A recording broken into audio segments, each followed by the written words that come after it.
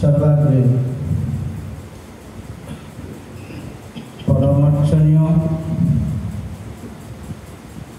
अभिन्न नित्यानंद प्रकाश मुक्ति विग्रह स्वरूप कलेयुग पावन अवतारी सभाजन विभाजन प्रयोजन अवतारी सचिनंदन गौर हरिर वाणिज्य समग्र प्राच्य एवं पाश्चात्य देशेर निर्भीक प्रचार प्रबंध जिनि ब्रह्म मध्य गौड़ीय सरस्वत सम्प्रदायेर मूल प्रतिष्ठाता आचार्य भास्कर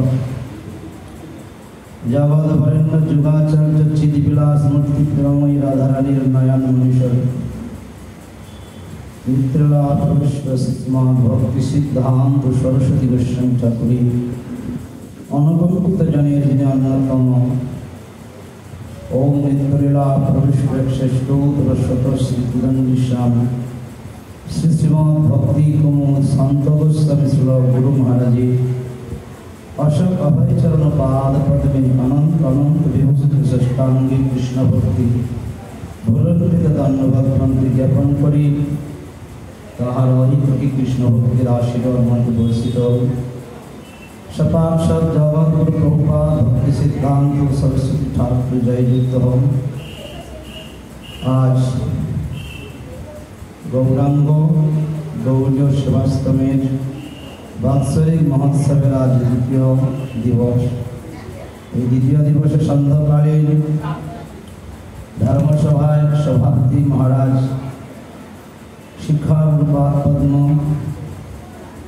मायापुरस्थ श्री श्री संत गोस्वामी गौड़ीय मठे वर्तमान आचार्य त्रिदंड गोस्वामी श्री श्रीमद भक्ति विचार भारती गोस्वामी महाराजेर आकुल चरण पवन कृष्ण भक्त धन्यवाद पंक्ति ज्ञापन करी सभापति महाराज अन्यान्य त्रिदंडी पादगण तादेर अनुरूप श्रद्धा ज्ञापन करी पूजनीय वैष्णववृंद भक्तवृंद सज्जनवृंद सकल के यथायोग्य स्थाने आमार अंतरे वैष्णवीय श्रद्धा ज्ञापन करी सबाई आमार प्रति कृपा प्रसन्न दृष्टिपाते अभिषिक्त करुन जीवनेर अंतिम मुहूर्त पर्यन्त गुरु गौरांगेर कथा श्रवण एवं कीर्तन अभिमुखे जेन जगतती विदाय लाभ करते पारे।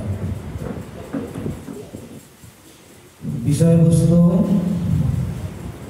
नित्य एवं नैमित्तिक धर्म। जीव मात्रई नित्य धर्मे आमरा सकले अधिष्ठित, किन्तु किं कर्तव्य विमूढ़ भगवानेर बहिरंगा जगते माया स्पृष्ट भ्रमयानिव कर्म। भगवानेर बहिरंगा प्रबल माया शक्ति आक्रांत हुए आज আমরা प्रत्येকেই সেই নিত্য ধর্ম থেকে বঞ্চিত হয়ে अनादि अनंतकाल कविराज गोस्वामी भाषाয় कभु राजा कभु प्रजा कभु विप्र शूद्र कभु सुखी कभु दुखी कभु कीट क्षुद्र कभु स्वर्गे कभु मर्त्ये नरके वा कभु कभु देव कभु दानव कभु दास। ये समस्त भगवानेर बहिरंगा नैमित्तिक धर्मेर आवरण। कोनोटी आमादेर परिशुद्ध शुद्ध सनातन नित्य धर्मेर एगुली परिचय। कविराज गोस्वामी चैतन्य चरितामृति अमर लेखनीते तिनि बोलेছেন चारि वर्ण एवं चारि आश्रम एरा यदि कृष्ण नामी भजे যত প্রকারের আমাদের নিষ্ঠা যত প্রকারের আমাদের এই জগতে যা কিছু করবার অভিপ্রায় শেষ পর্যন্ত সেটি যদি কৃষ্ণ পাদপদ্মের যদি নিমিত্ত যদি বর্ষিত না হয় তাহলে সেগুলি সম্পূর্ণ ব্যর্থ মাত্র। তাই বলছেন চারি বর্ণ চারি আশ্রম এরা যদি কৃষ্ণ নাহি ভজে, সেই স্ব ধর্মের যদি তারা নিষ্ঠা দেখায়, স্ব কর্ম করিলেও তারা রৌরব নরকে। তাই অনাদি অনন্তকাল যে 84 লক্ষ জনি বা 84 লক্ষর যে পরিচয়, আর সেই পরিচয় জনিত এই জগতে যে আমি নিষ্ঠা করি বা যেগুলি ধর্ম বলেই আমরা মান্যতা দিই। পুরুষ দেহ লাভ করে ছোটবেলায় পুত্রের কর্তব্য পালন করে, বিবাহিত জীবন নিয়ে স্বামী ধর্মের কর্তব্যতা দেখায়। পুত্র যখন জন্ম দেয় পিতা ধর্মের আদর্শে অনুপ্রাণিত হয়ে এই জগতে প্রকৃত পিতার কর্তব্যতা ধর্ম দেখায়। নারী জন্ম গ্রহণ করে ছোটবেলায় কুমারী জন্মের একটা কর্তব্যতা পালন করে, বিবাহিত জীবনে একটা প্রকৃত পতিব্রতা সৎসাধ্যী রমণী স্ত্রী ধর্মের কর্তব্যতা আমরা পালন করি। যখন সন্তান সন্ততি গর্ভে ধারণ করি, একটা মাতৃধর্মে মায়ের যে কর্তব্য, সে মাতৃধর্মের কর্তব্যতা সেটি জগতে আমরা পালন করি। কিন্তু এগুলি আদৌ আমার গুরুপাদ পদ্মের একটা ছোট্ট প্রবন্ধ বলে নামক গ্রন্থে খুব সুন্দর তিনি লিখেছেন যে কোনো এই ব্রহ্মাণ্ডের বা এই ভারতবর্ষের সুনির্দিষ্ট কোন সুশাসন আইনকে যখন কোনো কেউ ব্যতিক্রম করে, সেই আইন ভঙ্গকারী ব্যক্তিকে যেমন সংশোধন কারাগারে তাকে নিক্ষিপ্ত করা, যখন সেই সংশোধন কারাগারে তাকে নিক্ষিপ্ত করা হয়, কারাগারে থাকাকালীন তার যা কিছু কর্ম, যা কিছু কারাগারের মধ্যে যত কিছু তার অনুষ্ঠান, যত কিছু তার কর্তব্যতা, সেটা আদৌ তার কোনো কল্যাণে লাগে না। কোনো প্রকারের সেই জীবের কোনো কল্যাণ হয় না। কারাগারে থাকাকালীন যত প্রকারের একটা বন্দি কয়েদিকে যত প্রকার সে কারাগারের ভিতরে কর্তব্য কর্ম দেখা, সেখানে জমি জমায় ঘাস পরিষ্কার করে, বাথরুম পরিষ্কার করে, অনেক পরিশ্রমজনিত সে কর্ম করে। কিন্তু কারাগারে থাকাকালীন যত প্রকারের তার অনুষ্ঠান, সেই কর্তব্যতা তার বিন্দুমাত্র তার আত্মকল্যাণ বা কোনো নিজ স্বার্থে তার সেটি ব্যবহৃত হয়। ঠিক তদনুরূপ কৃষ্ণ ভুলি সেই জীব অনাদিবধি। কৃষ্ণ পাদ পদ্মের অমৃতস্ব মকরন্দ নিত্য ধর্ম হল ভগবত সেবা অধিকার।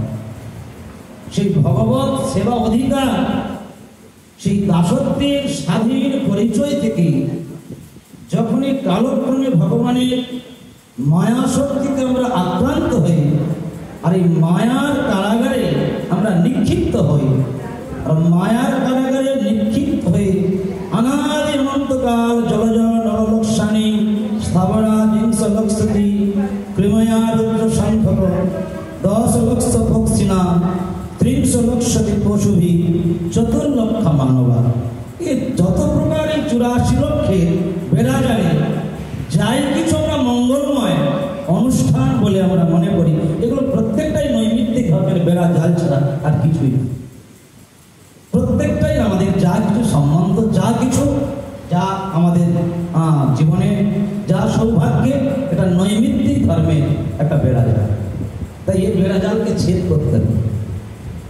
মাতৃধর্মের কর্তব্যতা, সন্ন্যাস ধর্মের কর্তব্যতা, আমি সন্ন্যাসী, আমি একজন ব্রাহ্মণ, আমি একজন ক্ষত্রিয়, এগুলো সব নৈমিত্তিক ধর্মের একটা বেড়া জাল। পরিশুদ্ধ, নিত্য, শাশ্বত, সনাতন পরিচয় হলো আমরা সেই নিত্য প্রভুর দাস। নিত্য প্রভুর দাসত্বের পরিচয়টাই হলো, এটাই আমাদের নিত্য স্বাধীনতা, আমাদের সেই পরিচয়। তাই অনাদি অনন্তকাল এই নৈমিত্তিক এই সমস্ত ধর্মের বেড়া জালকে পরিশুদ্ধ করে আমরা, যদিও নৈমিত্তিক ধর্মে আমাদেরকে থাকতে হবে, কিছু করার নেই, কারণ কৃষ্ণ পাদপদ্মের অমৃতস্ব সেবা তো বঞ্চিত হয়ে গেছে।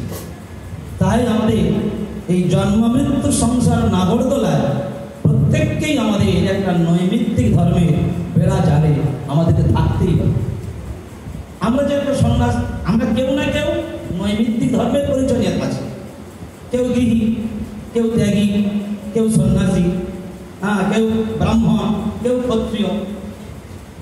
এই জন্য ভক্তিবিনোদ ঠাকুর তার সেই অমৃতস্ব কীর্তনে তিনি তার সেই নিত্য ধর্মে সেই স্বরূপটাকে জাগ্রত করাচ্ছেন। আমি দেখিতে দেখিতে আমি ভুলিব কবে নিজ স্থূল পরিচয়, নয়নে হেরিব ব্রজপুর শোভা, আমি নয়নে হেরিব। সে নয়ন, সে সম্বন্ধ, সে জ্ঞান, সে বুদ্ধি, সেই স্বরূপের সেই স্বাধীন পরিচয় কি আমাকে প্রদান করবে?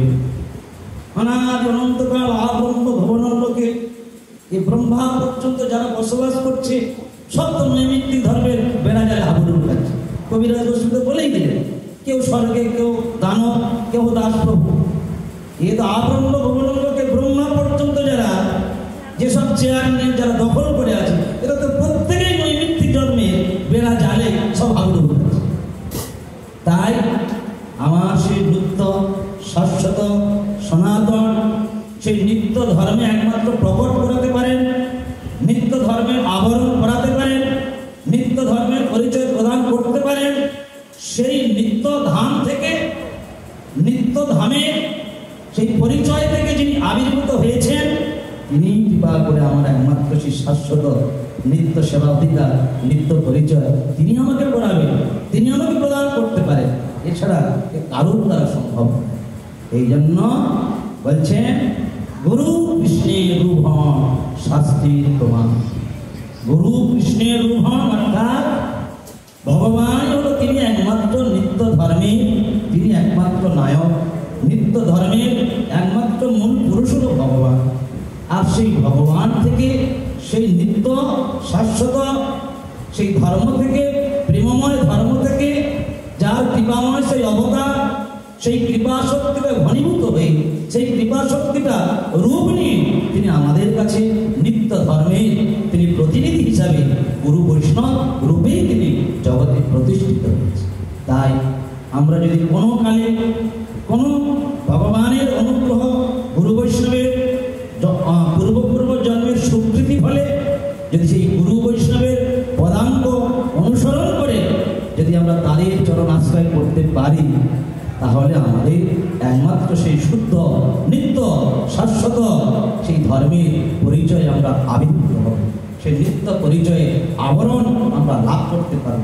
না হলে আমরা যে ধর্মের পিছনে প্রায়শ্চিত্তানি শীর্ণানি নারায়ণ পুরাণ নিষ্পুনন্তি রাজর্ষ সুরভি বিপদা, যতক্ষণ পর্যন্ত বিষ্ণু বৈষ্ণব তত্ত্বে যতদিন পর্যন্ত আমরা অবগাহন করবার চেষ্টা না করব, অবগাহন করবার সুযোগ লাভ করতে পারব, ততদিন পর্যন্ত সেই নিত্য ধর্মে আমাদের সেই প্রকাশ, নিত্য ধর্মে আমরা প্রতিষ্ঠিত হতে পারবো না। তাই নয়নে হেরিব ব্রজপুর শোভা নিত্য চিদানন্দময়। আমি সেই চিদ আকার, আমার চেতন আকার, সেই চেতন আকারটাকে একমাত্র জাগ্রত করবে সেই চেতন দেশে যিনি প্রতিনিধি, সেই গুরু পাদপদ্ম, তার উপদেশ, তার সুশিক্ষা, তার সেই অনন্তকর 24 আওয়ার মাইন্ডে লর্ড কৃষ্ণ অ্যাবসলিউট টাচ 24 ঘন্টা যিনি নিত্য ধর্মে অবগাহন করছেন, সেই শক্তি যখন, তার সেই ভজন শক্তি যখন আমাকে অর্পণ করবে, তাহলে কখনো কোনোদিন আমরা সেই ধর্মের একমাত্র প্রবেশ করতে পারবো। এছাড়া আমাদের প্রবেশ করার কোনো সুযোগ নাই। নিতাই গৌর প্রেমানন্দে হরি হরি বল, হরি হরি। এতক্ষণ আমাদের সতীর্থ